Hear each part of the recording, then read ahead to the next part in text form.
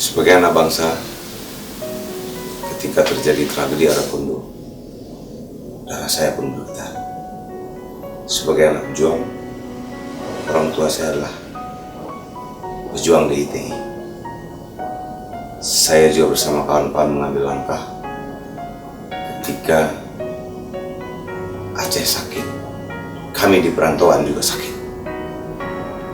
Oleh karena itu, saya bersama kawan-kawan, setiap terjadi sebuah penekanan atau yang disebut darurat militer pada saat itu, kami pun bersama kawan-kawan melakukan aksi protes kepada pemerintah pusat, mulai dari DPR RI dan kepada Presiden.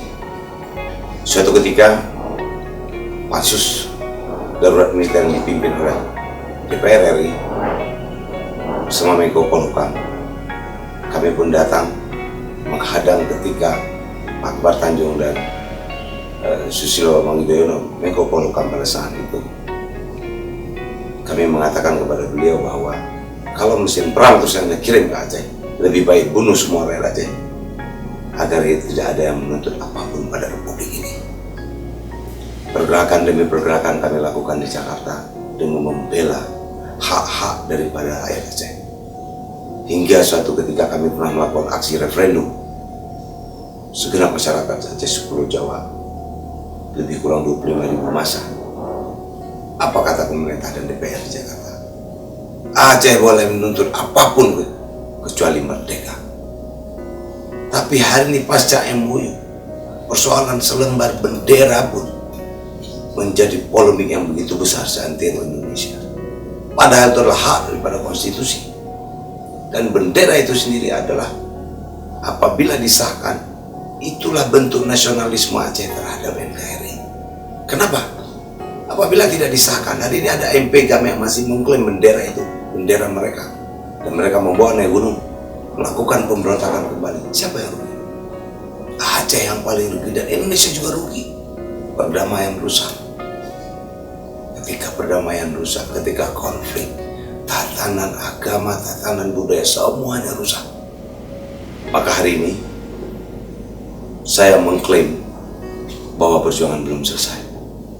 Saya harus melanjutkan perjuangan dalam bentuk konstitusi yang sudah memang itu diamanahkan dan disahkan oleh negara.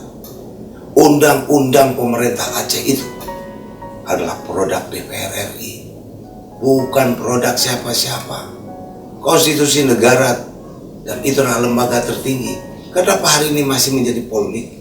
Dari segenap turunan UPA itu, saya tidak pernah bercita-cita masuk dalam politik praktis. Karena impian saya adalah mempersatukan segenap elemen sipil Aceh sejak 98. Persoalan itu akan mampu atau tidak, Allah yang akan sampaikan. Apa yang diberikan kepada kita hari ini, kita berusaha bercita-cita luhur dan mulia. Aceh harus dibangun dengan akidah. Kemudian elemen sipil, ulama, aktivis, dan akademisi ketika berpikir sama tentang Aceh, maka Aceh akan menjadi baik. Konstitusi yang sudah kita hormati adalah MOU. Ini adalah bahagian dari dalam merdeka dalam bingkai NKRI. Merah putih, banyak orang sekarang mendemo-demo seolah-olah di Aceh sudah kehilangan nilai nasionalisme. Itu adalah sebuah kesalahan yang paling besar. Kenapa? Tidak ada yang menurunkan merah putih di Aceh. Kalau ada yang menurunkan, akan berhadapan dengan saya barangkali. Dan organisasi yang saya pimpin. Kenapa? Karena orang Aceh dan GAM konsisten dalam berdamaian dan menghormati merah putih. Tapi merah putih juga harus menghormati konstitusi Aceh, yaitu undang-undang pemerintah Aceh. Di mana undang-undang pemerintah Aceh ini?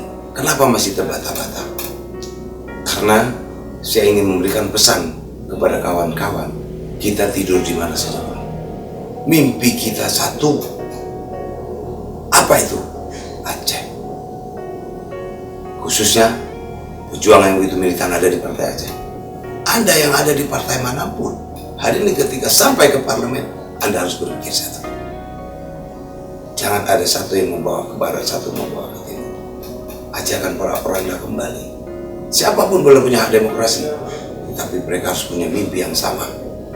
Jakarta juga harus ikhlas dengan apa-apa yang sudah menjadi hak daripada Aceh.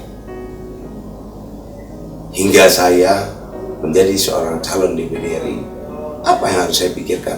Apa yang terpikir pada saat itu sehingga saya mau masuk ke jalur DPD? Kenapa tidak DPR RI, Mas? Karena impian sipil saya, impian saya mempersatukan elemen sipil itu, maka saya yang bisa saya menuju Senayan hanya pada bangku DPD. Mudah-mudahan kawan-kawan yang terpilih nanti, baik DPR RI atau DPD, juga mempunyai cita-cita yang sama, mempunyai pemikiran yang sama dalam rangka menyelesaikan segenap kepentingan Aceh agar perdamaian Aceh menjadi abadi dan tidak ada lagi setetes darah tumpah karena perbedaan-perbedaan. Tapi perbedaan-perbedaan yang ada menjadi khasanah, menjadi rahmat bagi segenap bangsa kita semua.